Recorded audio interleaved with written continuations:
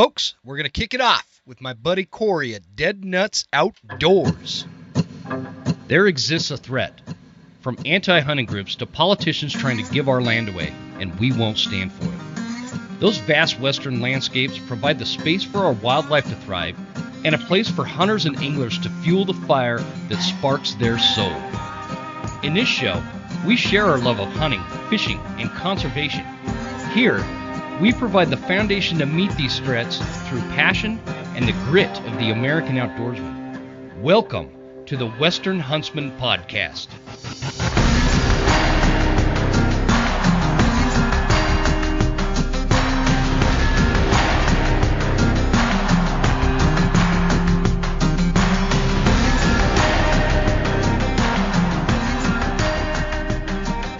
Ladies and gentlemen, welcome to this episode of the Western Huntsman Podcast. This is Jim Huntsman, your humble host, coming at you from the Broken Town studio right here in Clark Fork, Idaho, where the snow is melting and the sun is shining. So I couldn't be happier about that.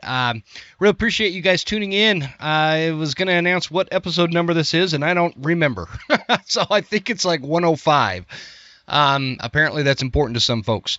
So, guys, I appreciate you joining me. And you're going to like this episode because I've got somebody that I met a few weeks back at one of the sporting event shows here locally. Well, it's over in Spokane. And I'm going to bring him on and introduce him in just a minute. But I wanted to take just a sec to announce that we are doing a turkey call giveaway. This is going to include some mouth reeds and a box call. I almost called it a wood call. Apparently, I'm not thinking straight tonight, but we're going to do like a Phelps game calls box call giveaway with some reeds and stuff. So stay tuned for that because all I'm waiting on, in fact, we were supposed to do it by now because turkey season is either open in your state or it's going to be very, very soon. Youth hunt opens for us this coming Friday. So I've got my girls all outfitted. I'm going to take them out. We're gonna whack some turkeys. But I want to get you guys outfitted if we can. So I'm not totally sure how we're going to do this, but we are waiting for Phelps to make the delivery as we speak. So I'm hoping the stuff shows up this week. And once it does, I'm going to announce what the giveaway is, and it's going to be a pretty cool giveaway. So on the line this week, I've got Corey Daniels, who is the founder of Deadnuts Outdoors, and this is a target company over in Western Washington, and we are going to have a really good conversation about all things hunting. We're going to talk a little bit about these targets that are super cool. We're going to talk about, maybe some side hustle stuff, whatever we come up with. We're just going to go down a bunch of rabbit holes. So, Corey, I appreciate you coming on and joining me for an episode. How you doing, brother? I'm doing well, man. Thanks for having me. I'm pretty excited about this, man. We met, it was the Bighorn show. You had a booth over there, and that was the first time we met in person. We talked a couple times online or whatever, but give us a sense of where you grew up, man. Tell us a little bit about you, and we'll go from there. Yeah, thanks, Jim. I grew up in Bend, Oregon, and had a great life growing up with my mom, my sister. We lived behind the baseball stadium, huge baseball guy, and when I was 13 years old, we moved on. Spent the rest of my years in the Willamette Valley in Oregon, South Albany graduate, go Rebels. I don't think that's their name anymore, but Rebels aren't allowed. But anyway, there's some new name now. Wait. They switched the name from Little Rebels to something else? I think we were the South Albany Rebels when I was there, but I don't think the word Rebels allowed in this world anymore, but that's probably a different conversation. Anyway. Good Lord. Yeah, let's just brush on that one. Yeah, we better move. That's a rabbit hole. Anyway, so I moved to Washington State in 98. Met my wife, and we live out in Montesano, Washington, and have been out here for 22 years. It's been an awesome run in Washington State. Not necessarily from a sportsman's perspective, but from all the perspectives in life, and that's where we are now. So, and you started Deadnuts Outdoors, and I've got to give you full disclosure, man. I've got this target, and I haven't taken it out of the box yet. And the reason is because I just like in the last week have been starting to see the ground on my property here. The snow's finally melting, and I've got it set, my little target area that I have. I'm going to set this thing up and start using it like this week. And so tell us a little bit about Deadnuts Outdoors, where the idea came from, and because I'm really interested in these targets. I kind of geek out when it comes to targets. I like buying different targets. My wife, when she first saw it, I pulled the box out, and I thought she was going to kill me. Because I get a lot of targets. I like targets.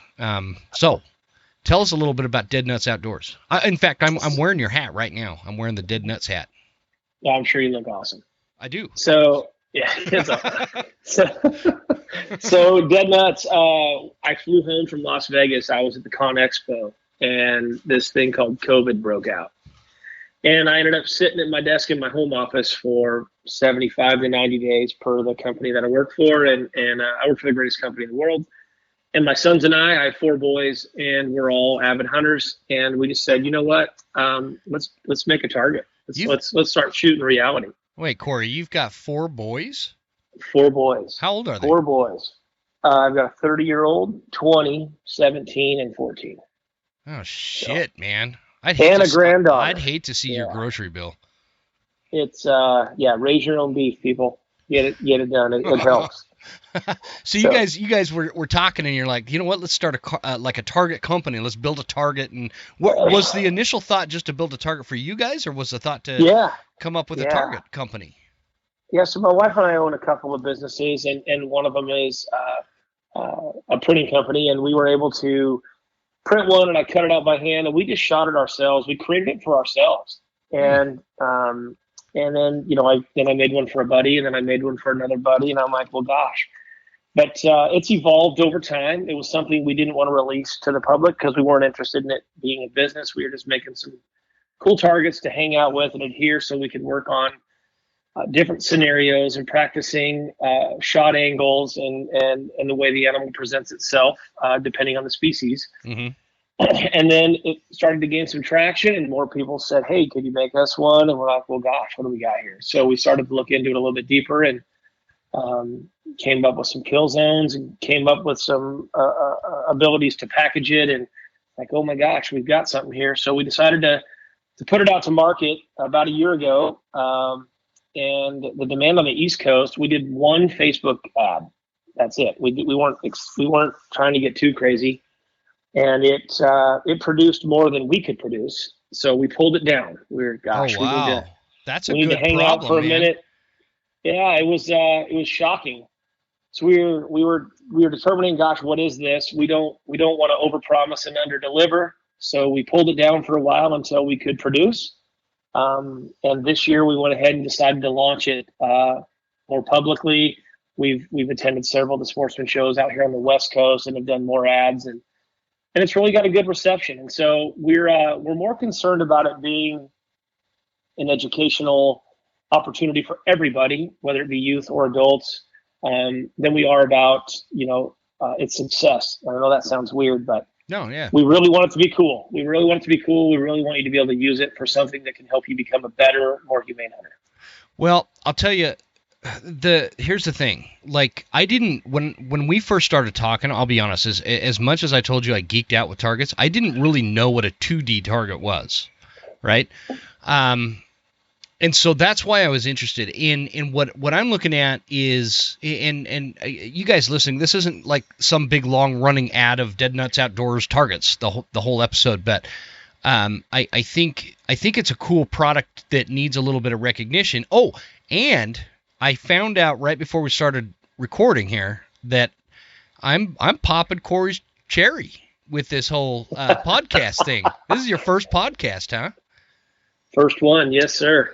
Well, I'm honored, dude. I'm honored. I feel like if this is a good platform for you to kind of get your toes wet, and then you can get on some actual real professional type kind of podcasts. Get your name out there, dude. So, but what I was saying is what I really like about these targets is so I have the bull elk.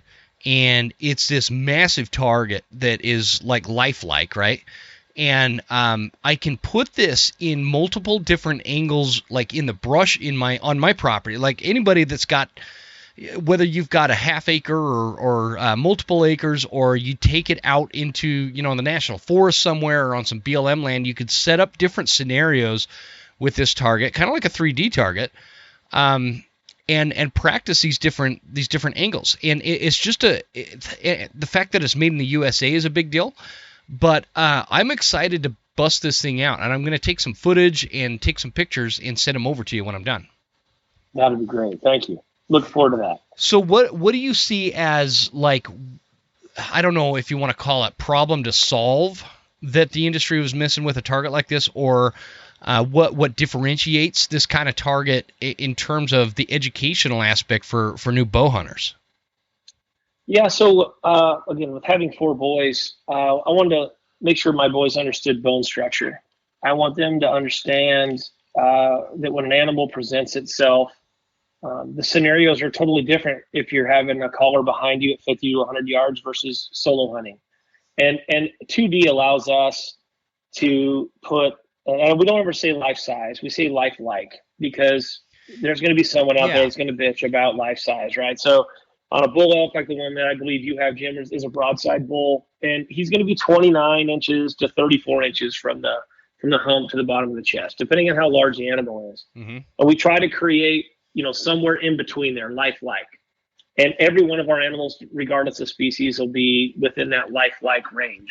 Well, and so go ahead. Sorry. No, and here's the thing. I didn't mean to cut you off there, man, but here's the thing with that is the size that it is, it makes it very realistic without going to like extreme lengths, and which would create more extreme expenses for the actual target. And so what I'm driving at is, if you could hit the pump house in this target, this broadside bull elk, you're going to hit the pump house on a life-size bull elk, right?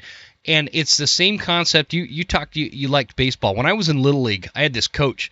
He made us practice with softballs for baseball.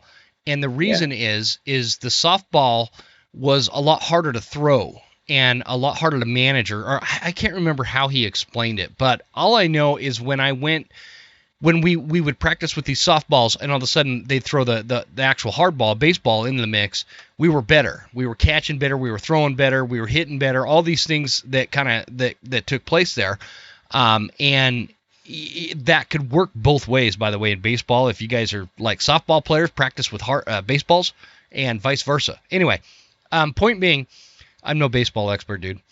Anyway, the point being is it's like. Here's another way to put it. I like to shoot coyotes with my deer rifle, and it's made me a much better deer hunter, because if you can hit a coyote, especially one that's on the move, and I've hit a shitload of them, you can hit a deer, right? And so that's the concept that I like with this target is you're right. I might have said it's life size or whatever, but it is pretty big. I mean, it's a big bull elk target, right? It's not just some little painting. Well, I won't go there. It's a perfect size to practice on, and if you can get lethal with that, you're going to be lethal in the woods. So anyway, that was a long way after I cut you off there. Sorry about that. No, you're right. I mean, it's one of those things where the bull that you have is the one we started with, and we cut it out by hand. We weren't really sure what we were getting into when we started it. Again, it was more just for us to practice on finding the V, the slot of where the leg bends in before the clavicle, so you hit the heart, and putting my kids and myself, and more so myself, in scenarios to where when the opportunity presented itself, I've seen that shot 1,000 times already before it gets there. I've never been in the woods where I could see a dot, or I've never been in the woods where that bull was saying, hit me here. It was a scenario where I know exactly where I need to be because I've put in the time and the practice on that spot. And the advantage to 2D, and I'm not trying to just sell everybody on it, was it was about cost effectiveness versus a 3D. and the different animals and scenarios between quartering away and frontal and broadside, scenarios that I could present that were more cost effective in kind of this inflationary world where everything's getting out of hand. Dude, the 3D targets are super out of hand right now, price wise. And I'm not throwing shade at them, because I love 3D targets, but holy shit, they're expensive. And so that's, I mean, you can get 2 of these for the price of one 3D target, right? And we've literally had guys. Yeah, we literally had guys come into our booth at the sportsman shows and buy one of everything because it was less money than a cost of one 3D elk target. So which is great. And the other, so as we've evolved over the last year, and we're open to anybody that wants to be constructive with us, please, gosh dang, let us know. We're here to make something that's cool for everybody to use, something that's cost effective. But these now can adhere to any backstop you have, whether it be a bag, a block, a bale, whatever. We want that to, we want you guys to be able to use it in any scenario. Yeah. So the targets, as they've evolved, we try to use as high def, as high res, because the image that you're shooting is a lifelike image. It's not foam, and so you're getting a real look at a real animal. And no, we didn't pick raghorns, and we didn't pick youngster bucks. They are cool looking. Yeah. So that mule deer, dude, I really debated over this bull elk versus that mule deer one you have, because that thing is a freaking tank.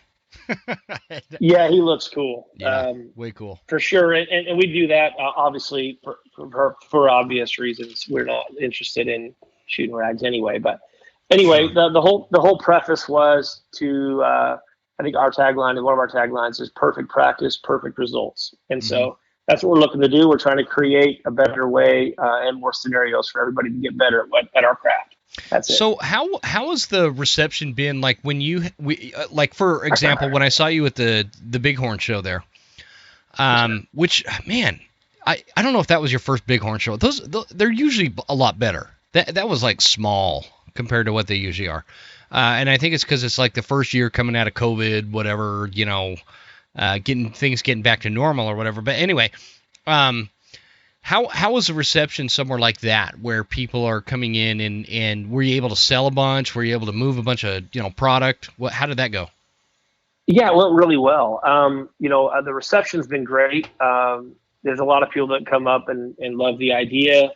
That have ordered after the shows. We typically send a flyer out at each show. If you don't want to take it with you at the show, you can order online for 2 weeks afterwards at the show price, and then we ask you to enter a discount code so we can see where we met you. It's gone really well. The Bighorn show, we worked with one of our dealers as we begin exploring the dealer option or opportunity. We don't know that we're learning. Again, we're an infant in this industry. We're learning a lot about the industry. But we're trying to figure out if the dealer route is the way to go, or if it's direct to consumer is the way to go. And I think a blend is probably the way it will be. Sure. So we were with the dealer at that particular show. It went really well. I was excited about the people we met. There was not a tremendous amount of people. Saturday was crazy. It didn't help that Gonzaga was playing in March Madness. I know, on 2 of the days, seriously, man. Seriously, it was dead in there when I was. Of course, I came in early. But yeah, it was so back in the day, the Bighorn show was like a big deal, man. I mean, it was packed wall to wall. You could barely move, and there was a lot of great companies in there and a lot of great booths. This year I noticed there was a lot of, like non-hunting related booths in there. There was a few of those. And some of the, it was just an odd show. I'm thinking that is just like a stepping stone to what is to come in the future. And the point is I don't want you to be like, man, we're never going back to that Bighorn show over in Spokane because it sucked. But, I don't think that's the case. I think good. Those are perfect shows for us in our infancy, for sure. The week before, I was in Redmond, Oregon, and Redmond, Oregon happened to be the best show we've had all year long. Really? And, we met so many great people. And what I love about these sportsman shows is I used to attend them, and now being a vendor at them, being on the other side of the desk is completely different. Yeah. And Yeah. the stories, people are more apt to share their stories with you, obviously, because you're a vendor now and they want to tell you all about their experiences. Hmm. And I want to be an ear. Absolutely. I mean, you learn so much from everybody else, but You do. Yeah, but for sure. more importantly, it's being around and surrounding yourself with people of like mind that just brings joy to the industry. I love it. And so Yeah, that's the best. I do too. I love that part of it, and I'm not a big show guy. I don't go to a lot of them, but yeah, usually the local ones I'll go to just because that's what it is. There's a bunch of like-minded people there that like to share stories and share tips and share. You can learn a lot. I learned a lot. Next to your booth, Rocky Jacobson was standing there, and that dude Yeah, he never. can call a little. Yeah, dude, that dude never ages. I talked to him 10, 15 years ago. He looked identical to what he looked like the other day when I saw him. So, yeah, it's just interesting. It's a cool dynamic and like, what about you though, Corey? Like, give us an idea of what your hunting background is like. What you like to go after a little bit. It's evolved significantly. So I grew up in Oregon, just a blacktail hunter, right? Down in the Willamette Valley, trying to get blacktail bucks, which has changed significantly. And it was just a deer hunter until I was 30 years old. When I turned 30, when I moved to Washington, I got very, how do I say this, PC? I'll just keep it this way. Excited about Roosevelt elk. Roosevelt's just crank me up, man. I couldn't be more excited about anything other than killing a Roosevelt. Coastal Roosevelts, to be specific. God, that would be cool, man. They That would be are cool. an awesome animal, and I used to guide people. I would guide archery hunters, and I would call in bulls and get opportunities with these big bulls. And I'd be, gosh, dang it, why am I not doing this for myself? I mean, I was still rifle hunting at the time, but I could call a little bit. And back in the day, I used berry game calls, and they were outstanding. Oh yeah. I've used the berry game calls, man. Hell yeah. Yeah, they're great. And before his addition of Phelps's new training wheels call back in the day was all I used for bugles, and then learning how to, cow call with Primos and whatever.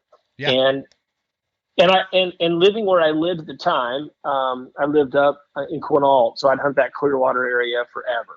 And you get in some big bulls up there, and you get into a lot of excitement. And if you leave after the season, you go learn about herd behavior. And so not during the season, but after the season was when the real rut would actually begin. What do you mean? Learn herd behavior and have fun. What do you mean by that? Like after archery season or after all of hunting season? Yeah, so after archery season. So some of the units in Washington State will open for muzzleloader, but most of them do not after archery season. And so what I would do is I'd go out and go into the areas that were not open for muzzleloader and just go call and get close to elk and go learn about their behaviors and what they reacted to, what they didn't react to, and just learn about elk in general. Again, I was 30 years old. I was just getting into elk hunting, and I wanted to learn about what these things do and how they react to pressure. Where do they go?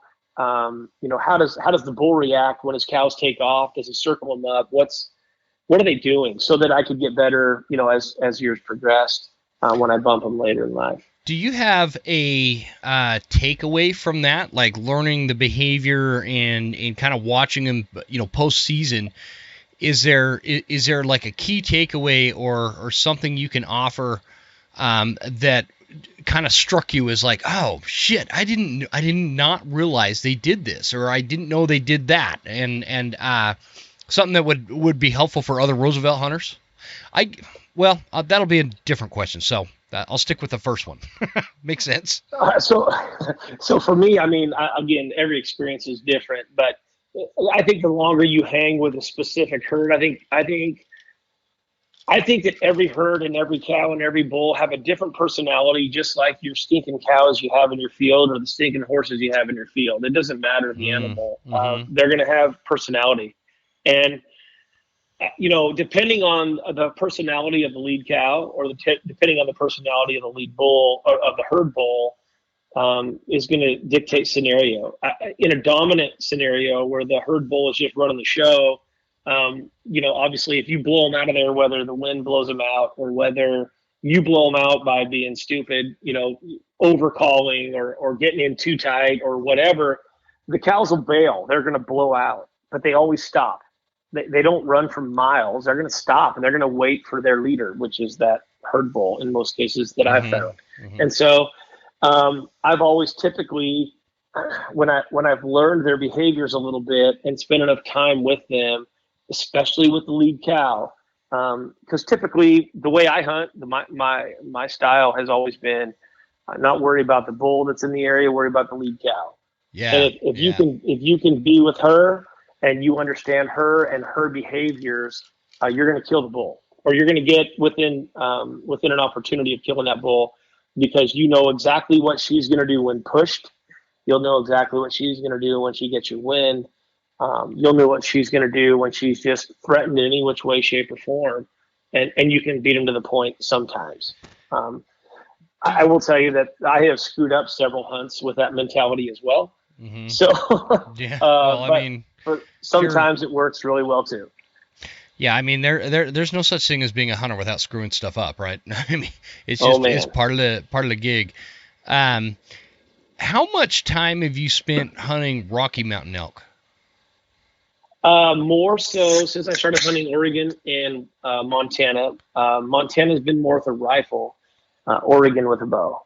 So I guess the question would be, like, how does that, what you learned, about the herd bull, or I'm sorry, well, no, let's keep that in there, the herd bull and the lead cow. Like, how does that translate to Rocky Mountain elk? Do you see similarities, or are there like vast differences? I'm always curious about this, and I ask everybody. Man, what I'll say is, as the Rocky Mountain bulls like to talk, they like to yell back at you. Uh-huh. It's not that they're not aggressive, but they love to let you know that they are there. And versus the Rosies that are like, I'm here, come get me. The Rockies are more, I'm here, I'm coming to get you, from what I've seen so far. And so the Rosies, you can call them in, but typically a big mature bull, if you're hunting mature bulls, and no offense to those that don't, they're going to kill any bull. Every bull's a trophy with a bow. But if you're hunting mature bulls, if you're shooting 300-inch Roosevelts, if that's your goal in mind, they don't leave their cows very often. In fact, most scenarios are going to be, you're going to call, locate, go in quiet, and then try to piss them off inside 100 yards and see if you can start a fight. Where Rockies, in my opinion, have been, in my experience of 18 years is all, have been more so that they're easily agitated compared to a Rosie, where they will be more like, they will come to just check you out out of curiosity or a willingness to fight compared to a Rosie. Rosie are going to take their cows. If you get too aggressive with a Rosie, they're going to bail. Yeah. Now the satellites that are in the area, they're looking for one cow. They could care less. They're going to come. But if you're trying to shoot those mature 300-inch Roosevelts, typically you got to get in their kitchen, and they still aren't very committal to it. That they will continue to scream back at you, but not really want to fight. But once they commit, it's on. It's on like Donkey Kong. Yes, sir. It's the best moment. So that and that makes sense. I've never hunted a Rosie. What are you pouring there? I hear that. Wait, is that water. Sweet whatever you were talking? Water. Yes, sir. That's a water? Yes, it is. Yeah. No, sir. That's Diet Pepsi. Over ice. Gotcha. Yeah. What was I going to ask you? We were right in the middle of some deep shit there, man. Some Roosevelts. Yeah, so I want to hunt a Roosevelt at some point. I'm really interested because I always find it fascinating, like the difference between how Roosevelts behave versus a Rocky Mountain elk, and similarly, like a whitetail behaving or their behavior, when you compare that against like a mule deer, or even a blacktail, and it's just that's always something that's for some reason I've always been fascinated with. and the differences, because you think about it, these things are just, they're all ungulates, right? They're all just these animals, and these nuanced behavioral things that change from one region to another based on a subspecies of a species is super interesting. I don't know how else to put that. It's super interesting, and I'd love to get a crack at a Roosevelt one day. So you're friends with Tony Wintrip. Tony Wintrip. Yeah, talk about a legendary hunter, man. That guy's awesome. Dude, yeah, he's a killer. Yeah, for sure. Yeah, he's a killer. He's a killer. Yeah, he's one of those guys. Tony and I have never hunted together. We talk, I don't know, once or twice a month. And again, we've never hunted together, but he's one of those guys that, at the start of every season, I don't believe there's a lot of hunters out there that aren't alpha males. We're all alphas, and we're competitive guys, or you won't be out there. Sure. And Tony's one of those guys, and I've told him this several times.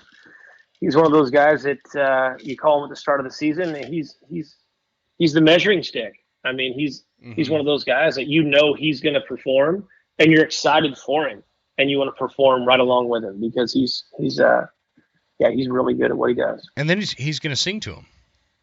And then he'll sing to him. Yes, he's a stud. Yeah, the elk singer himself. Check him out, Tony Wintrip, elk singer. Go get him. I need to get him back on the show, man. Tony's a great dude. Great guy. Yeah, I'd love to get him back on the show. He's got one of his songs gets stuck in my head for days, and to the point where I like no offense to Tony, but it's been in my head for so long, I got to listen to something else just to get it out of my head. But that's the sign of a good song. And like, you were a musician, and you keep threatening to maybe play a show with Tony at some point, huh? Yeah, Tony and I have done a couple things together over the years. Typically, it's been to raise money for. Like in our area, we have a large homeless teens organization here that needs financial help. Mm-hmm. So Tony and I will play a benefit event. We used to play it every year until COVID hit. Right around St. Patrick's Day, it's called the Shamrock Shaker. We try to do that and raise $25,000 a year for homeless kids. Oh, that's cool. But we haven't done that in a couple of years. Hopefully, as the world looks like it may return to some shape of normal, we'll get a chance to do that again. Do you feel like COVID has permanently changed the scope of societal norms? I know that's a tough question, but like, do you feel like things will ever go back to normal? It depends on if Fauci dies. I'm just kidding. That dude's like 100 years old. He's got to at some point die. I don't know. It feels really good right now. I can tell you that. I know that. Why do you say that? You're seeing country music festivals starting to take off. Uh-huh. You're seeing a lot of concerts. I had a meeting today with a bunch of people in the same room with no mask. I mean, it was awesome. It was a high five event, and I really feel like as a society, we are all starting to adjust. We've all also started to adjust to those that feel like need to wear a mask. And it doesn't feel like anybody's judging that individual anymore. They're like, you do your thing, we'll do ours. And I think the world will evolve to that. I feel like I'm excited about moving forward, though. That's for sure. I'm sick of this stuff. Yeah, man. Yeah, I hear you. I am too. I just... It's hard. Like, one of the reasons I'm asking is I told you before we hit record here that I'm flying to, I got to fly into Portland, but then I'm going up to Vancouver to look at a roof at the Clark College over there in Vancouver. I'm not sure what's going on, but the thing is in Idaho where I live, things have been kind of back to normal for a long time. And it's strange when I go in, like, deep into Washington, and you go into a gas station and people are still wearing a mask, and that's calming down now. And I don't know, it's switched. You're like, people are loosening up and not judging others, but I sometimes I find myself judging people wearing a mask now, because it's like a political statement at this point. And I'm not trying to be mean about it, but it's like the information is there. The mask isn't going to stop you from getting coronavirus. And so it's like this political statement at this point, and I don't know how we got to that with a virus, and I don't mean to go down this thing, whatever we're but it's just bothering me. It's been bothering me. It's so weird when I go to Washington and how different it is from Idaho. Like, nobody wears a mask over here, and for a long time. Washington is something else, and when you get over the pass, it gets worse, right? You got oh yeah, totally. We got a state that's run. We have a state that's run by a governor that is extremely, extremely liberal. He's passing on information that I'd love to give him the benefit of the doubt that he thinks is what we need to hear. But he's catering to 3 counties. The other 36 counties in this state could give a rat's ass. Yeah, they're suffering. And so, yeah, we're excited about opening this thing back up. In a post-COVID world, I know a couple years ago, I've never seen so many hunters in my whole life in an area that I hunted because everybody was shut down, right? I was excited about it getting back to a normal world just so everybody had to take normal vacations again so I can hunt in peace. Yeah, so, because it's stressful, man. It was crazy. Like Inslee, man. I feel like he's been governor of Washington forever. When is his freaking 35 term years. Well, it's been like forever. I don't even remember Washington without Inslee in it, and so I don't know.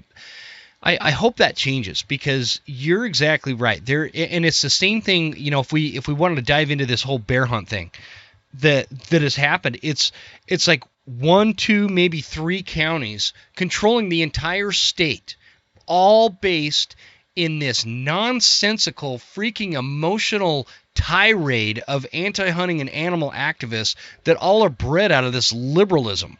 And I just don't understand it. I don't understand how people can think that their opinions and voices need to outweigh everybody else's because they feel a certain way. It drives me freaking insane. Yeah, I think the simplest way to put what you're talking about with our spring bear season that got kiboshed by some commissioners that didn't even, at least one of them, didn't even realize we had a spring turkey season. We don't even need to say that's a disaster, right? We don't even need to say Lorna Smith's name. Oh, but I think the hypocrisy of the entire thing is, and it's as simple as this.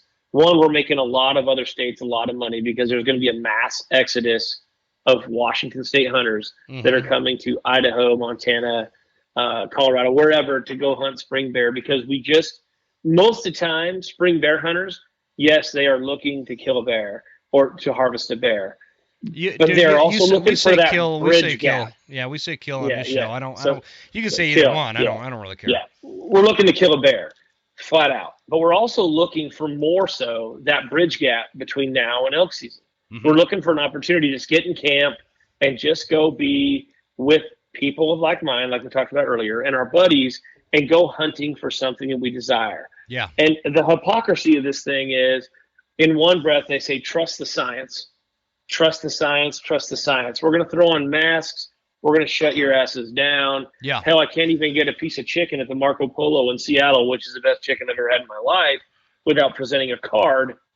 But in the other breath, we don't trust the science of the biologists that we pay every single day to do their job to come up with a season for a spring bear season. It's so hypocritical. You don't get both, right? You don't get both. You get to trust the science or you don't get to trust the science. Yep.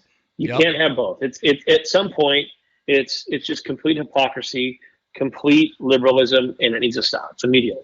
The hypocrisy is like magnified in Washington too, because there's such a disparity between Western Washington versus Eastern Washington. Just culturally, you feel it when you're there, and so you're exactly right to sit there and talk about how we need to trust the science on COVID-19, but the science is coming from places that are unscientifically based, right? And so they get all worked up about wearing a freaking mask and getting these bullshit vaccinations, and then they turn around in the second breath and say that they're going to ignore the science on one of the most robust black bear populations in the lower 48. I'm sorry, Washington is a fantastically robust bear population, and there should be absolutely loaded. There should be a great spring. It shouldn't even be a draw in the state of Washington for a spring bear tag. I'm getting worked up. It should be like an over-the-counter tag. There's that many bears in the state of Washington, and there's so much great bear habitat and bear country, and then to sit there and act like these human to bear encounters are some big surprise, because if you look at this is what they don't understand. If you look at the state of Idaho versus let's take California for example. We won't even talk Washington because I really don't know a lot of statistical data on that. But if you take Idaho and you compare it to California, oh, thanks, honey. Appreciate it. My wife brought me another drink. Wow. That's awesome, right? Yeah, that is incredible. Good job. And it works out. Anyway, that's how you know. I whatever. Rolling right. Rolling right. we're rolling dirty something. But if you take the statistical data between Idaho and the state of California, and you look at, or another good one is New Jersey, where they have this incredible bear population, and you look at what happens with the reaction of the bear population when there is a spring bear and a fall bear, and just I keep using the term robust, but a robust hunting season, right? The breakdown of animal to human encounters is greatly diminished in the state of Idaho. Like, we don't have bears coming into town, knocking over garbage cans, stealing stuff off the back decks. They avoid humans on a much greater scale than they do in states that don't allow spring bear hunts. And I say specific spring bear hunts is because this is something I read years ago. I don't know how true it is, but they come out of hibernation. They're hungry. They're a little more desperate in the spring. Gets the same way in late fall when they're about to go into hibernation, and so they kind of get themselves into trouble. But New Jersey, it was like there was this study done when there was no bear season. There was like 400 some odd bear to human encounters. And then they had one single bear season, and the bear to human encounters was reduced by more than half because the bears learned that humans were a danger, right? And so they stayed away. And these animal rights activists are like, oh no, but it's because they killed all the bears. No, they didn't. They took like not even 8% of the freaking population. It's because they got leery of humans, because that's what the benefit to bear seasons are. It's the same thing. Like, per capita, we have a lot fewer grizzly bears in the lower 48 than we do in the state of Alaska, but per capita we have far fewer grizzly bear attacks in the state of Alaska than we do in the lower 48, because they're on the endangered species list here, wrongfully so, because they've surpassed all the objectives years ago. But they're going to be one of these, so-called iconic species that these groups advocate for, and keep them, keep this process into the court systems, and keep these bears on the endangered species list. Meanwhile, people are getting killed. Like, somebody just got killed in Montana, or maybe it was Wyoming. No, it was Montana. Was it Montana? Yeah, shed hunting out of Livingston. Yeah. You don't hear that coming out of Alaska. You know why? People hunt brown bears and grizzlies in Alaska. So these animals have a natural fear for humans to avoid them. And so it's just that I can go on and on and on about that, but it blows my mind. It blows my mind, the level of hypocrisy and absolute sheer dumb fuckery that comes out of these people in Western Washington. It drives me nuts, man. Like, I'm going to have a heart attack. You're going to have to calm me down. Well, don't do that. Don't do that. Yeah, it's, and I will tell you, in the fall season, the most I've ever encountered during an elk season with a bow is 14 bears in 12 days. And we do have a lot of bears. We have a lot of bears. That's a ton of bears, dude. It's a ridiculous amount of bears. And, the spring season, the 600 tags or whatever it is, tags that are granted via a draw is not even a fraction. And the scientists and the biologists and everybody that does a job at WDFW that's not on the commission does a wonderful job. They are working hard.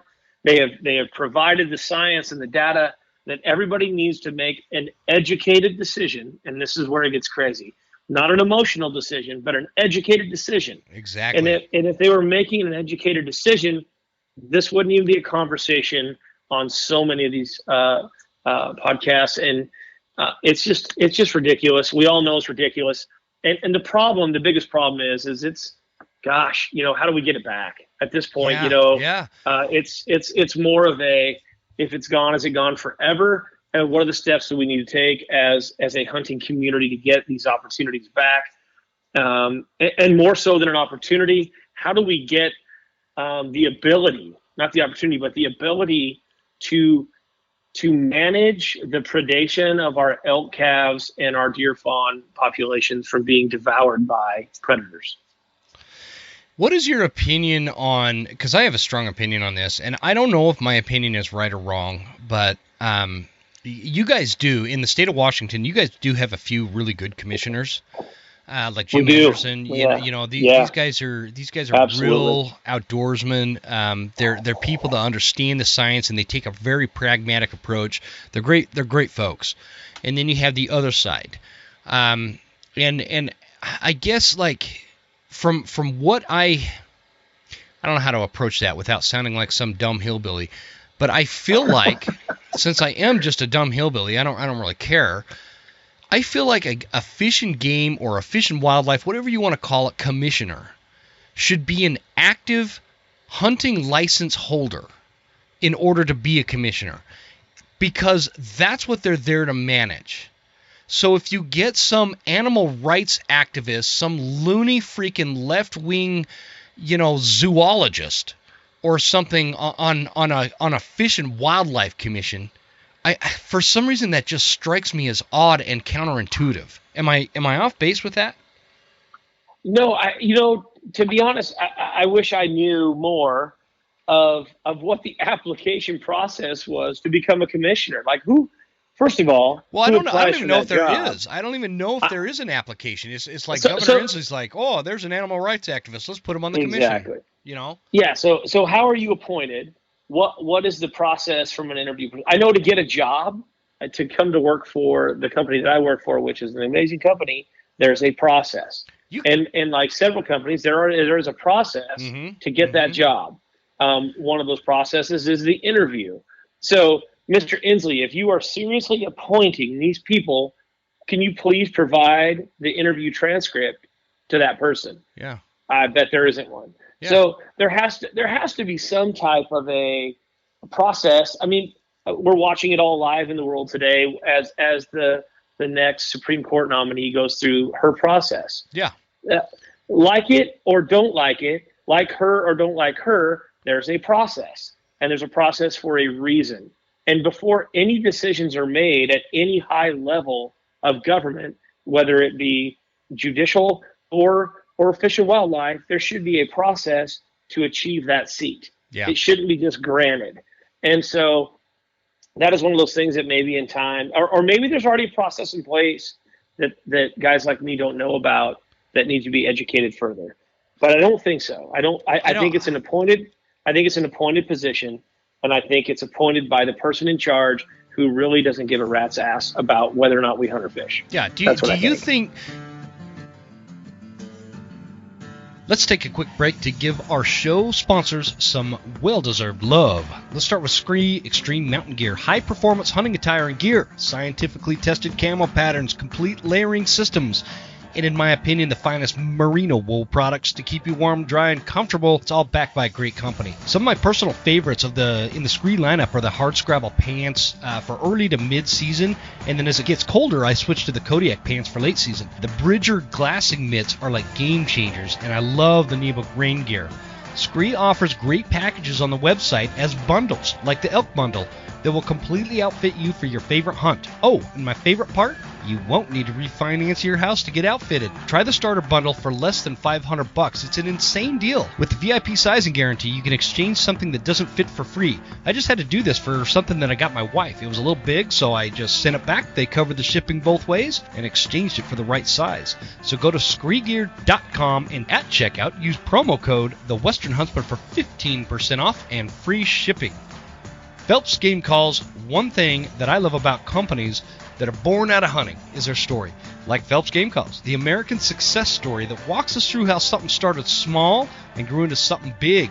Like Phelps, he started this company kind of as a hobby in his garage in 2009. Now, a little over a decade later, Phelps is one of the premier hunting call companies on the planet for good reason. They're the most realistic calls on the market, and that is saying something.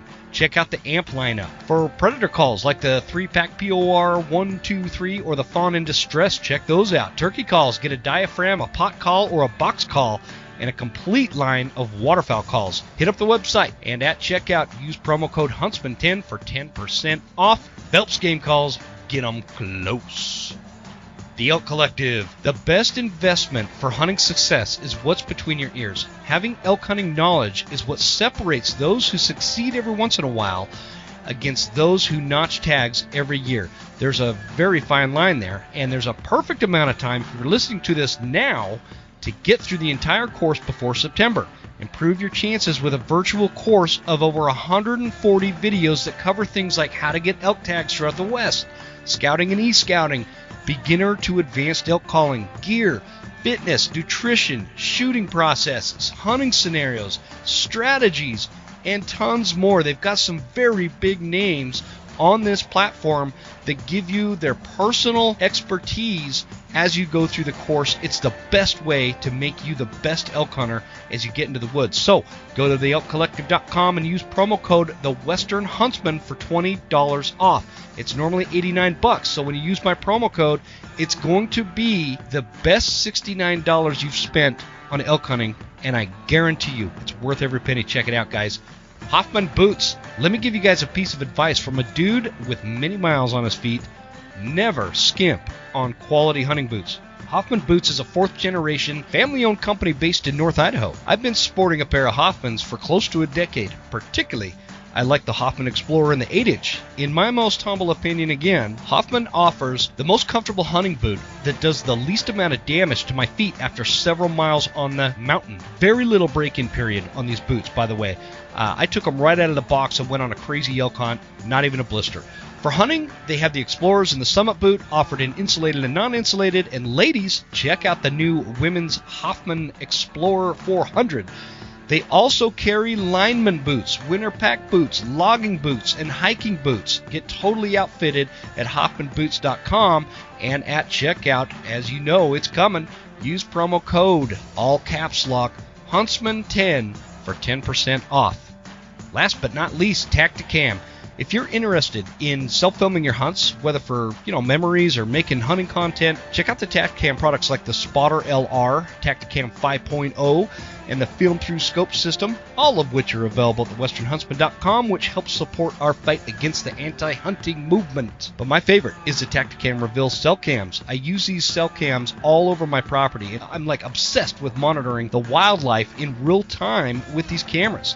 They not only text me instantly when a buck or a bear is cruising through, my reveals make for excellent security systems. I know when the FedEx dude is delivering packages way down at the bottom of our driveway. And I also know if some knucklehead shows up to try to steal them. I know when someone's trespassing or if I have the kind of wildlife roaming around that I don't want, like a coyote, and I quickly react with my cat-like reflexes. Great for trappers, great for hunters, security, anything, guys. Check it out at tacticam.com because I don't have the reveals on my website right now. Let them know I sent you. Tacticam.com. Let's get back to the show. Here we go. Do you think Governor Inslee sat down at his desk and he's like, boy, man, let's contemplate the spring bear season? Like, he doesn't give a shit. He's a bureaucratic left-wing nut job that sits up there and thinks of new stipulations to put on the citizens to prevent the spread of COVID-19 that actually are counterintuitive to the actual spread of COVID-19. He's just one of those. Like, I'm here, I'm going to control everybody's life. Like, fuck you, dude. Get out of here. Here's the thing. Washington commissioners, there is a number of Washington Fish and Wildlife commissioners that I would question has even been through hunter safety. Why are they on the commission? Good point. Why are they on the commission? Have they even been through hunter safety? Have they even ever bought a fishing license? I'm sorry, man. I just realized I'm getting super bent out of shape about this whole deal. And kind of going off the rails and using foul language. I don't mean to do that. Fuck. It pisses me off, dude.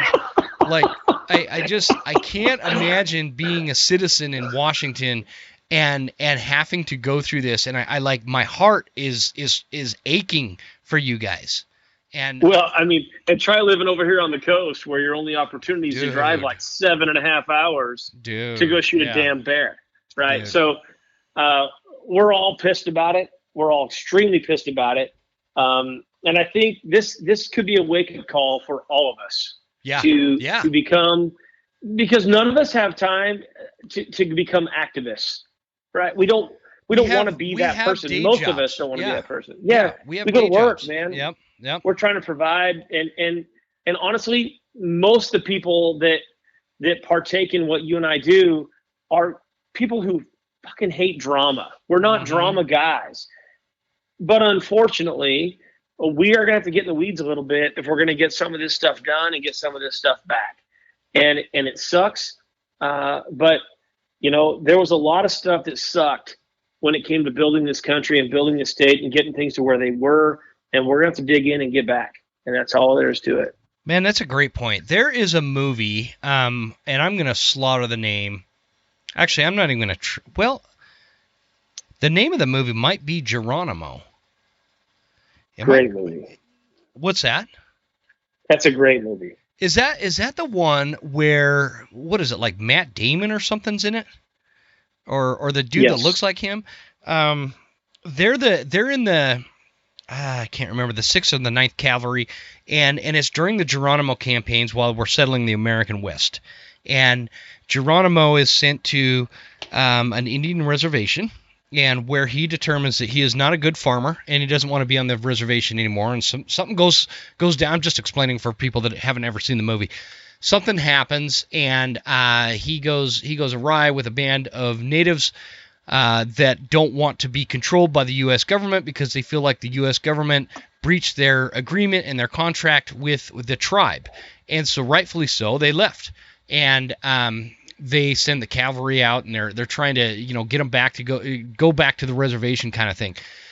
It's an important and an interesting piece of Americana and historical reference in terms of what we're talking about, and what you just kind of related was in the movie. What in the heck is the name of that captain's name? I can't believe I'm drawing a blank because I'm such a history buff, man. I really like this stuff. But you mean Damon's character? No, he's the lieutenant, and he reports to the dude with the dark hair. He's got like curly dark hair, and he gives Geronimo a pair of his binos that he has, and Geronimo gives him like a knife or something in exchange. They kind of develop this relationship. And so he felt, not Matt Damon guy, his boss, he felt that he was the only one that could sit down and talk with Geronimo and come up with like a pragmatic solution. He's climbing up these cliffs to try to find, you know, where Geronimo's camped out. And he tells Matt Damon to go back and report the situation or whatever, blah, blah, blah.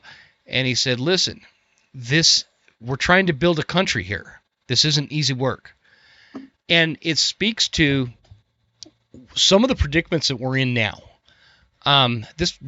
This conversation, dude, took a total different turn than I thought it was going to. But we'll circle back to something here in a minute. But it kind of portrays, you know, some of the mentality that we have now that this is, we're not trying to build a country, we're trying to defend a country. Does that make sense?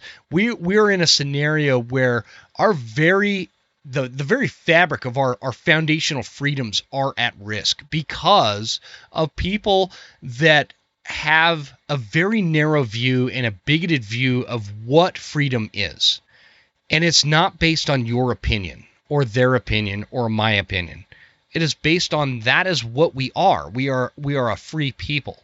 And so when you have a robust bear population in the state of Washington, a spring bear season is a fantastic, scientifically proven way to manage that bear population so that it stays a robust population. And instead, now that bear season is gone because people feel like a bear is such an iconic species it shouldn't be hunted in the spring because, you know, they're groggy coming out of hibernation, which isn't true.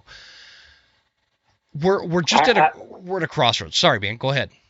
No, I mean you're 100% correct. It's it's a ridiculous opinion based off people who don't understand what they're making an opinion on. They're forming an opinion based off data.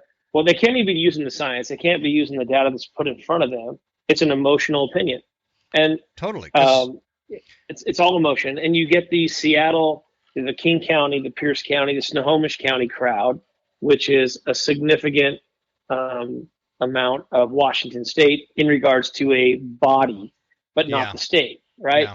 You can drive it all with no traffic in less than an hour, but you know, but it's where the most people are. It's where the density is, and they're making decisions based off emotion and their opinion towards killing or harvesting animals, and what the science says we should be doing to preserve elk, deer, and that's just the beginning of it, right? It's more than elk and deer, but elk and deer is what you and I talk about the most because we want our opportunities as well. So yeah, for sure. It's a damn shame, and it's because we're all too busy to fight it. But if we don't start fighting it soon, now and most of us in Washington State and Oregon have been talking about this for years. You know, we lost our ability to hunt with hounds years ago. Gosh, so many years ago. What a shame. Yeah, and it's you know, if you've never had the ability to hunt behind hounds, you don't appreciate the work the dogs put in, and the opportunity that it provides for you to harvest a cat or a bear. And so now when you're out hunting, you know, gosh dang, we see cats. I harvested a cat last year with my rifle and with my son's rifle. So I didn't even have a rifle with me. I was just trying to get him a deer, right? There's that many cats. Like you confront them and see them, you happen upon them, and that is not okay. No, it should not be happening upon a cat. Listen, man, and you happen upon several bears now, where, you know, again, I didn't start hunting elk till I was 30. I had never seen a bear in my life until I was 35 years old. Now I see 5 to 20 a year. That's just the way it is. It's nuts. It's because the population has exploded. So and to your point, you know, when I'm out and about, I rarely see mountain lions. I rarely see a cat. I saw this last elk season. I'm driving up to my this one area I like to hunt, and there was a bobcat in the road that I saw for like 2 seconds. A few nights later, I come out and there was a bear in the road. Again, this is a dirt road, backcountry, you know, way back in some of the sticks that kind of are by my place. But mountain lions are heavily hunted here, and they're hunted with hounds. They're trapped. They're hunted. So we have a pretty healthy population of mountain lion here, but we never see them, and they don't mess with us. They don't come around, and that is because of the season that we have. We have a great, healthy, robust population, but they're not messing with us. We don't see them all over the place. They're not moving into town, stealing, you know, the neighbor Betty's poodle. None of that stuff is happening, and so I kind of use Idaho as like this. I don't know, model of a lot of things, and Idaho is far from perfect in the way that we have, you know, our wildlife management system here. It's far from perfect, but man, it's better than a lot of other places, and that is what speaks to that. And you guys are in this situation where you have these people that are so far disconnected and removed from nature that they don't understand what they're even supporting. They don't understand the wildlife management system of bears, of black bears, and wolves, and other predatory species, and why hound hunting is a conservation tool that should be used heavily, not some mean, you know, they see one video of hounds chasing a bear up a tree and somebody shooting it out of the tree, and oh man, that's just terrible. They think of their dog, or they think of their teddy bear. These grown men that, you know, can't even change a tire, that act like they're so offended at seeing this kind of shit, but they're so disconnected from reality on the ground of what nature is and what these predators do, that this is the result. And I don't know how to fix that. I'm trying. I'm racking my brain. I'm trying to fix it. I'm trying to figure out ways to help, you know, especially in these states that have these large urban areas and whatnot. And so, I mean, I say this to everybody, Corey. in Washington that I get on the show. If there's an idea that you have that I can do, from my perspective, this is just a little podcast. It's a hunting show, but our goal and my goal personally is to make a positive impact for the future of hunting. And so if there's anything you can think of that's like, hey, Jim might be willing to do this, hit me up, dude, because I'm willing to do it. I will put in the work. And I'm not shy about sharing my. Obviously, anybody that'll listen to the show, I'm not shy about my opinions, and I'm not shy about putting the work in, because this has to change. Because this will spread. This will spread to Idaho. This will spread to Montana. It'll spread to Wyoming, Utah, Colorado, New Mexico, Arizona, all these western states where we don't want it to spread, and it's all happening. It all begins kind of on that west coast, Washington all the way down to California. It's problematic, man. It's problematic. So I didn't mean to take the show in this direction. I want to talk about. No, it's okay. I mean, I'm of the same opinion, and I think what it boils down to is, this is going to sound terrible, but we all think we're smarter than our parents. Our parents think they were smarter than their parents, and at the end of the day, we're all just dumber than hell compared to what they went through in life and how they have evolved. And it's a situation of people becoming. They just start forming an opinion and driving an agenda that doesn't follow what the science is telling us. Yeah. And so again, I think it boils down to the beginning of this portion of our conversation was you can't say trust the science on one end and then not trust the science on the other. It's so dumb. You either trust it or you don't trust it. Yep. Figure out who the hell you are. Get on message, and let's just work together. We can do this together. And we don't have to agree on everything in life. But what we can agree upon is, if you're going to say, this is the science, and goddamn it, you can't come out here without showing a picture of your goddamn vaccination card to eat a piece of chicken. Dude, I need that? Because I'm flying to Vancouver. Well, I'm flying to Portland in the morning. You'll be fine there. Okay. Yeah, I think you'll be fine. But I have to go to Vancouver. Don't take my word. But if you're going to King County, you got to have a picture of your damn vaccination card to even eat a piece of chicken. But the same science, biologists that you employ are not good enough to say we need to have a spring season. Then you have a problem with your emotions. Yeah. You got to figure out your emotions. That's a great way to put it, man. That's a great way to put it. Like, think about that. What is science? Science is the question. Science is the pursuit of information. Science is a pursuit of what is what, right? Like, yes. It's just like these hostile vegans that are running around out there, and they're like, oh, if you're vegan, it's more environmentally friendly because the cows don't burp as much when you're a vegan, or whatever they claim. That's not what it is, but they claim this environmental friendliness as a vegan. Because of reducing how many cattle are on the landscape, which is, by the way, it's not true. That is not true.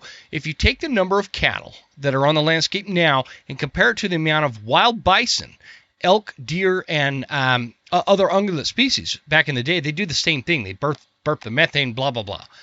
That is not settled science. So to run around and act like you're some moral higher superior because you're a vegan, because you think you're saving the environment and you're not killing anything to eat a cucumber, you're wrong. I'm sorry, you're wrong.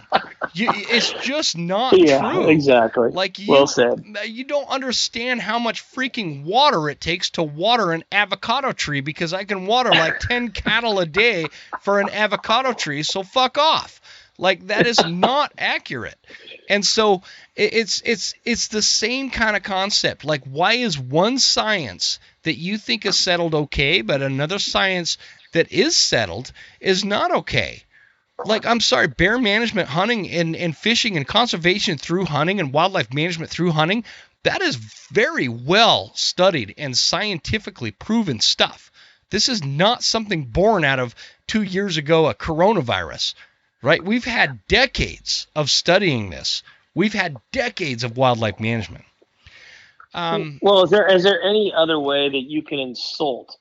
So in a PC world that we all live in, a very, very PC world we all live in, We watch our P's and Q's, and we tap dance around every scenario Yeah. socially. Mm-hmm. Is there any bigger way of insulting the people that work for you than saying your science is bullshit? We're going to go this way.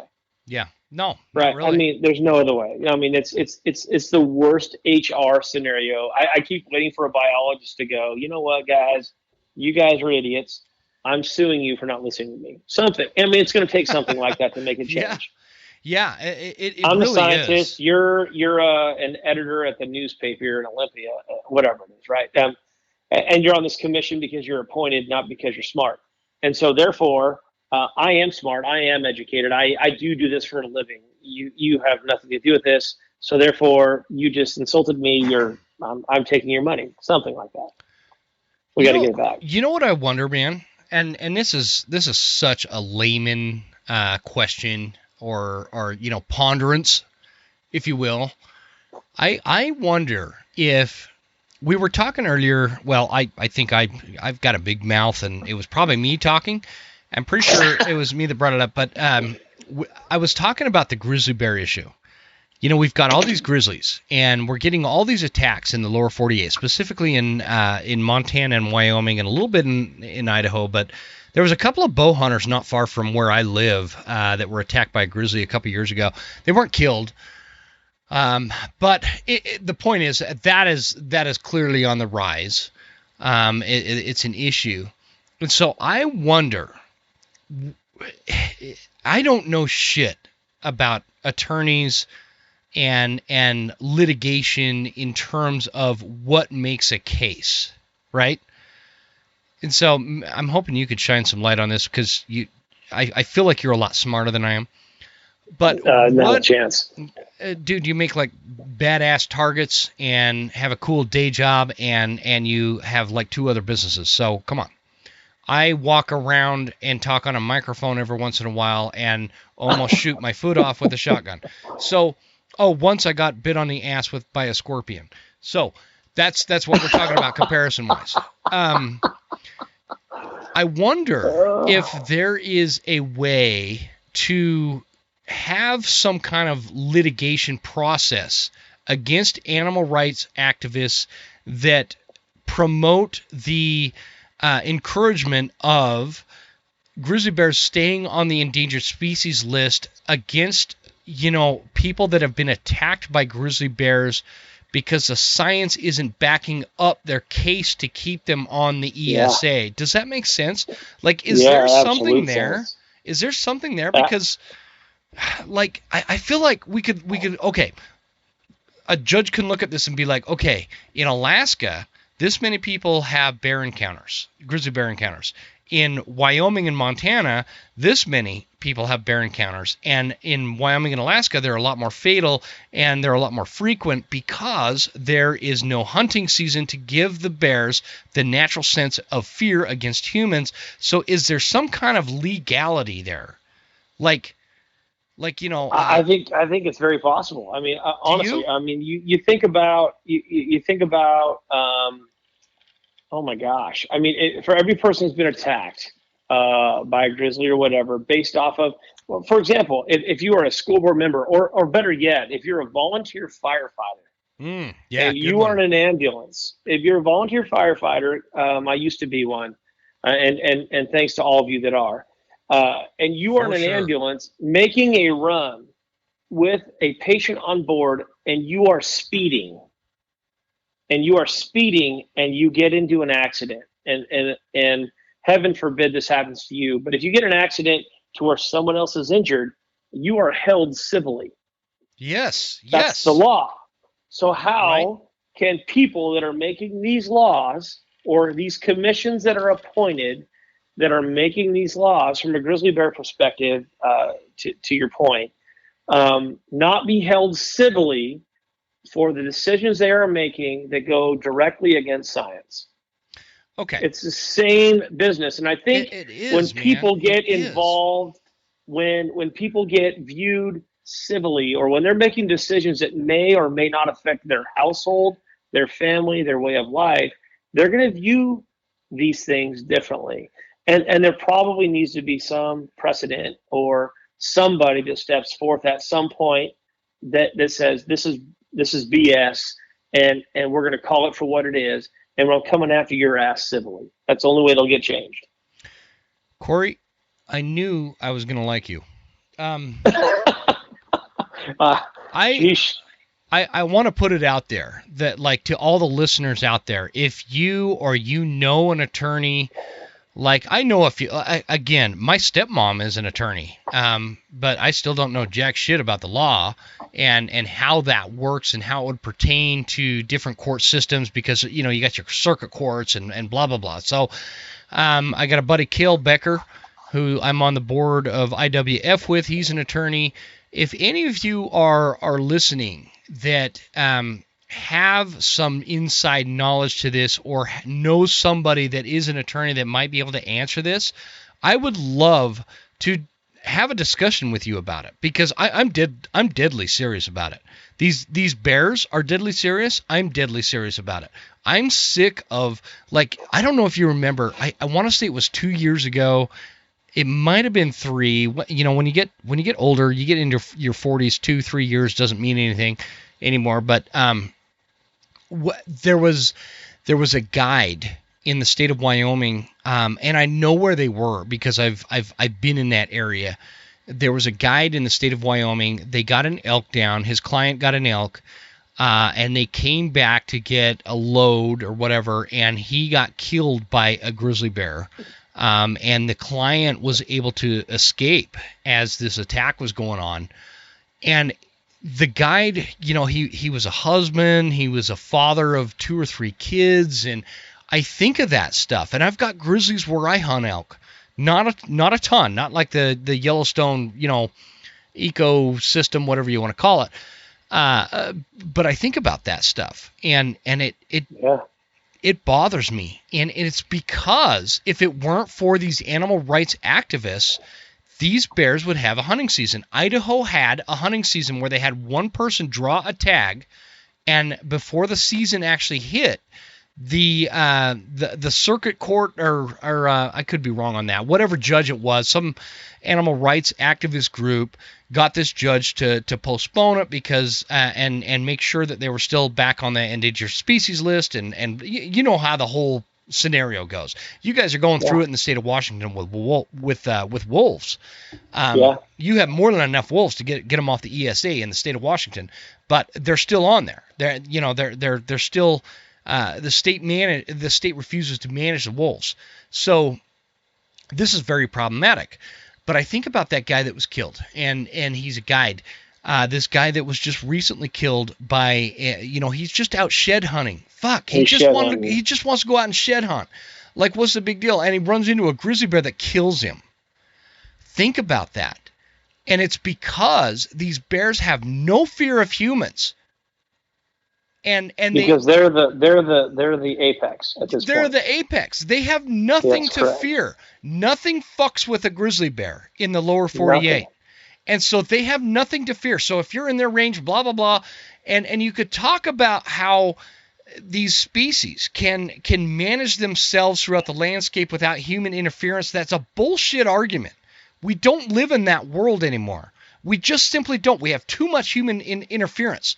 There's cities, towns, reservoirs, highways, interstates. There's airports. There's all these things that have created a situation where that is not a realistic thing.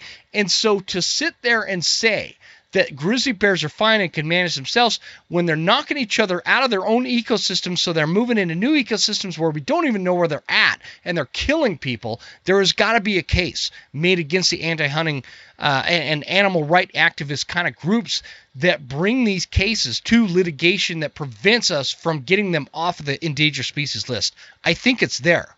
Absolutely. I think it's there. This is bullshit. 100%. My point is anybody listening that might know an attorney that could have something to say on this, please give me a call. Hit me up. The best way to hit me up, guys, is either email at jim@thewesternhuntsman.com or on Instagram, those DM things. If you send me one of those, the Facebook ones I get a bunch of spam on. So I'm not as responsive, but the Instagram is that what it is, Corey? It's DM on Instagram. You know what? I don't know. I'm learning this whole game, man. My family makes fun of me all the time about my lack of social media presence. So, dude, you're not on Insta? Yeah. Is that what you're saying? Oh, no. I'm on Insta for sure. Yep. And I get them all and I reply to them all, but I go to one spot and find them all. And my kids coach me the rest of the way. And yeah, I'm getting better every day, but I suck. And I'm going to keep getting better. That's all I promise. So. We're peas in a pod, man. I'm going to find you on Instagram. Deadnuts. All right, come get it. Deadnuts Outdoors. There you are. I found it. Yeah, deadnuts.outdoors. That's what I think on Instagram. Gotcha. Deadnuts.outdoors. Check it out. I just gave you a follow. So everybody listening, I just got it. I love it. Deadnuts.outdoors. Get on there and give Corey a follow. I know we got to wrap this up. I really wanted to talk about what you were saying with the entrepreneurial spirit and kind of having this side hustle thing. Where we're, I want to let's touch on it just real quick, but we might have to do another episode, man, because I really like having you on. I love it. I mean, this is the best cherry pop ever. So I feel like I want to apologize, man. I feel like I kind of took it over there. I got so fired up about these anti-hunters over in Washington that I kept yakking. But you were talking about you get to a certain age and you're asking yourself. And it kind of hit me too, because I think about this stuff a lot, man. Like, where I'm at and where I wanted to be at this age, in turn, whether it's financial security or, some kind of business or something. And, I have insecurities about where I am, and other ways I have like ego boosts as to where I am, and I think that just really is dependent on who you are and what your goals are personally. What do you want to say to people that, as here you are, you and your wife, you have these two other companies, and then you started Deadnuts Outdoors with your boys, and I feel like Deadnuts Outdoors, and maybe it's just because I really like the hat, dude. I love this freaking hat. Even my wife, love it. My wife kind of implied that I am one handsome son of a bitch wearing this hat, and so it's the right hat. And which hat is it? I can't remember which one I gave you, but maybe I'll try it. It's like the red one. See if I can make my wife do the same thing. Yeah, the magic might happen, dude. You put on this hat. Yeah, give her a little smile. Put on the hat. Yeah. Little hum babe. Yeah. You never know. So, but I feel like this Deadnuts Outdoors, these targets, this 2D target kind of concept that you have, I love it, and I don't get super excited about everything out there, right? I mean, thank you. You can imagine having, a shit show of a podcast like I do. I get approached by a lot of companies. They're like, "Oh yeah, you should. We'll sponsor you." Dude, I've never used your product. I don't know anything about it, and I don't do that. My sponsors are legit companies that I have used, and I've proven the product, and I feel really good about this Deadnuts thing. It's a funny name too, Deadnuts. Come on now, Deadnuts Outdoors. It came from my uncle, though. I was going to ask you, where'd the name come from? My best friend, my very best friend, my mentor in life was my uncle, Greg Wendell, and he died. He died. Gosh dang, it seems like forever ago. But he died on March 5th of 2016, and he was my best friend. And every time he'd take me out shooting, he taught me everything in the woods. And when he'd take me out shooting, every time we'd shoot well with a rifle. He wasn't a bow hunter. Everything was dead nuts. Oh, you hit a dead nuts, kid. Good job. Oh, that's dead nuts. And so when we started doing this, and I started to do this with my kids, my son, who's now 17, when he was 10, did a little Facebook thing because all he's ever wanted to be was a hunting show host. And he did this little video, and he talked about, his Scott release and his bow and all this stuff, and his stabilizer he got at a garage sale. It's hilarious. But he hit it one time. He said, "That's dead nuts right there, folks," because he watched so much. When he's 10? Yeah, when he's 9 or 10 years old. It was awesome. And we started this little thing for him. And it was all based off of my uncle, my best friend in the world. And then when we came up with this stuff a couple of years ago, we're calling this Dead Nuts. And we created a logo, and we just branded it and just went with it. And now every time we shoot, we hit that one dead nuts, or pick your target and hit it dead nuts, and smoke the dead nuts, and that's just been our thing. It's been our tagline. It's more of a family saying and something we enjoy to talk about, because it brings back so many great memories that we've had as a family, and with my uncle, and so and my cousins, and so it brings me great pride and great joy to spread that word. As many people have used the word dead nuts, I don't know if it has meaning to them like it has meaning to me. This is absolutely about the meaning that I have in that name, and seeing it do well. It's exciting. It's really exciting. I knew when I first saw the brand that there was a story behind the name, because who hasn't said that, But I kind of had a hankering that you had some kind of connection to that, and it sounds like the guy that mentored you and your hero and somebody you look at as a best friend, he would say that a lot, and so it gives this positive connotation that I knew there was a story there, and I kind of feel shitty that I didn't ask about that when we first started recording, because I that was one of my main questions for you, is like, where'd you come up with the name? Because it's a cool name. And it's a cool logo. The whole brand, it's pretty cool, man. And I think you're really onto something. And for me, I want to thank your uncle for giving you that kind of inspiration to come up with this kind of brand, because we need more of this. Who doesn't think about? That means a lot. Who doesn't think about? They just hit that thing dead nuts. That's what we've been saying for a long time. My grandpa would say that, and my grandpa was born in, like, I don't know. How old am I? He was probably born around this time George Washington was dying. No, I'm kidding. I'm not that old, but it's a cool story, man, and they're great targets. I can't wait to bust this thing out of the box and start shooting. Do you want to kind of leave the audience with maybe like because you said that you were a little bit shy about promoting your brand and self-promotion kind of thing, but this is a company, right? And this is you're in a pretty competitive market, and maybe you can do like an elevator pitch as to what people can expect when they buy this product, and put it to use, and let's give some incentive for folks to check it out, and then tell us where they can check you out, which I will have all linked in the show notes, guys. But give us like the elevator pitch of why your targets, why you think they're educational, why people will learn from using them functionally. Going into this hunting season, here we are, 2022. Where are you at with that? What can you tell us about it? Yeah, thanks. So basically, guys, if you want to get ready for 2022 and you want to practice lifelike scenarios, we talk about preparing for your shot of a lifetime. Check us out. We're at deadnutsoutdoors.com. We're a family-run business right here in Washington State. Everything's manufactured right here in Washington State, and we are absolutely never, ever fricking going overseas. It's not going to happen. We're going to build that stuff right here in this country where it should be all the time.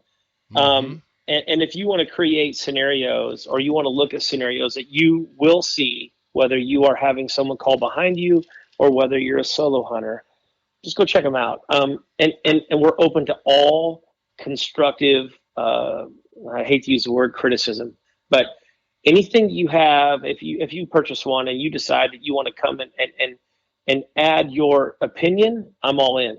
Like, we want these to be great. The point of these targets was to educate people on where to hit any species, whether it be a deer, a bear, an antelope, an elk. We have decoys coming out. We have silhouette decoys. We'll be sharing some of those pictures here pretty quick of the youth season. Wait. So those are all coming too. We're getting Corey. Tell me about these decoys, man. What kind of decoys are you talking?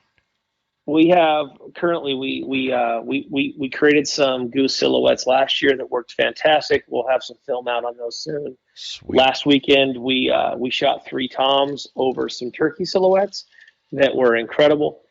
Some jakes and some hens. It worked out they worked outstanding. And so they're all in the prototype mode right now. We'll probably bring them out. Now, obviously, turkey season is getting ready to launch. Yeah. So this year probably won't happen, but next year, and if you're interested in anything like that, just let us know. Heck, we'll probably send you one. So, gosh, man, I wish I would have known that. I realized with my two new youth hunters here at the house, my girls, that I don't know where the hell my turkey decoys are, and they're like buried in my storage somewhere. So I actually, out of desperation, jumped on Amazon and bought a couple like 2 days ago, and they're supposed to be here tomorrow. Which, well, you might know a guy now who might ship you a couple real quick to shoot over. I'll pay for them. I'll happily pay for them. I didn't realize, and so yeah, we're learning, man. We're learning as we go, and again, elk season. I mean, for Oregon, anybody that hunts in Oregon, we're only 5 months out. Like opening days in 5 months, so wow. We want you to work on things, to get better every day, to find the spot. And I listen to tons of podcasts, like I'm sure several people do, and Jim is absolutely one of them. His shows are amazing. In addition to, I listen to guys that. Oh, you're awesome, Jim. I'm telling you, man. Your shows are fire. Well, I appreciate it, man. And I listen to Snyder and Staten and Cody and a lot of the guys, and Chris Rowe. But Staten did something for me here recently that really hit home with me. And what Dan did was he took a 50-year-old man or 49-year-old man and said, "You suck. Go and exhaust your body and then shoot." And he does that in all of his elk shape stuff. And what happened was I learned that when I exhaust my body and I shoot one of my targets, I hit him in the guts. Yeah. And so, go use our targets and go get better. Adhere them to anything you have as a backstop. And exhaust your body and go get better. Find your spot, use these targets, use lifelike scenarios to make sure that when you get that opportunity in August and September, that you close the deal and celebrate what is obviously an amazing hunt and have a great time with it. And so any opinions you have, let us know, man. We're all ears. We want to get better every day. So for those of you that don't know what he's talking about, Dan Staten has the Elk Shape platform, the Elk Shape, there's a podcast, he does videos, he's the one that does the Elk Shape camps all over the country. Well, I say all over the country. I think it's mainly in the western states, but they're freaking killer, life-changing kind of courses. And Dan is one of those dudes that will pick you up and motivate you. Like you could be in, you have those days, Corey, you and I, you're older than I am, obviously, right? I'm just a young man compared to you. Thanks for mentioning that. I just had to point that out. I mean, yeah, thanks. Yes, you are. Yes, you are. You're like whatever, a few years older than me. Why don't you call me Grandpa while you're at it? So Grandpa, you're a little bit older than me, longer than the tooth. But no, all kidding aside, Dan's one of those guys. We've had those days where we just get kind of down in the dumps. We feel like life's kicking us in the teeth, and we're trying to pick ourselves up. Dan is one of those dudes that will do that, man. Like he will tell you to stop being a pussy and start doing this and doing that and doing. I freaking love that dude. And so to hear that what he's done for you, because you're an inspiring guy for me, is pretty cool. It's super cool. And I will tell you guys listening, when we're talking about elk season and bear season on the Deadnuts, just so we clarify, Corey, real quick, you can get the two different bull elk targets. One's like kind of a frontal quartering 2, I think. Yep. You have the broadside, then you have a bear target, and you have do you have a turkey target? We do, yeah. We have two different turkey targets. We have a full strut frontal and a broadside turkey. Okay. We also have the quartering away mule deer and a broadside mule deer and a whitetail broadside. Yeah. Along with our new black bear. We've got some prototypes out right now, but you can expect antelope here real soon. And we take requests as well. It seems we've been getting a lot of requests for African game, but bear with us as we try to perfect. I'm a firm believer in know what you know, be good at what you're good at, and be the best. And so let us get through this initial phase of targets, make sure they are exactly what we hope they would be for all of us. Yeah. And then we will progress from there. I don't think people shoot with bows a lot in Africa. I could be wrong about that, but the clarification wise, guys, is when you're looking at these products and you're looking online to if you're interested in getting a Deadnuts Outdoors target, you do need a backstop for them. So, like, we have this store here locally called North 40, and they have these, I don't know, they're like 2 foot by 2 foot square bow targets, archery targets, and they're super cheap. And I put those up on a log behind my Deadnuts target, and that when I kind of calced it out, that's what's going to work for me. You do need a backstop. So whether you get hay or what other people any block, use? any kind block of block or target, a bag or a bale, whatever it is. Yeah, you can adhere to them either way. We have hanging tabs so that you can use them either over the top of your block or vertically. So the reason we hang the hanging tab a specific way so that you can either again hang them over the top or vertically so you can get the height right, depending on the animal or the species in which you're shooting. Guys, I'll give you a little piece of advice. If you take a log round, and you want it to be like a 14 or 16 inch minimum log round, and you drill a hole in the middle, and you take those logging nails that are like 8 inches long, and you turn them upside down so the flat head is going down into where the hole that you drilled. And then you kind of beat that down, and then you put the target on, not the target, the block, like the archery block or hay bale or whatever. You stick it on there and just kind of run that nail down through it. It's going to hold it really well. I've used that a ton. I've been doing that for years because, again, Corey, I'm kind of a hillbilly, and that's the kind of stuff I use. So, Corey, thanks again. I know I kept you long, man. I appreciate it. We went down some really cool rabbit holes. I think people will get a lot out of this. But I appreciate you coming on the show. I am going to have all the Deadnuts information in the show notes for you guys if you want to check it out. But this was a great conversation, dude. I'd love to get you back on in the future. Oh, man, I'd love to, man. It's been a great time, and I so appreciate you letting me come on and talk about the product and talk about the world we're living in, man. Jim, I'm a huge fan. So no, I appreciate that. Now, when a real podcast calls you up and they're like, "Hey, you want to come on our show?" You can be like, "Oh, I'm a veteran. I'm a veteran. Yeah. I've been on that dumb bastard Jim's website or podcast, so I'm down." so again, thanks again for coming on, and let's keep in touch and let's do it again soon. I'm serious about that. Yeah, me too. Thanks so much.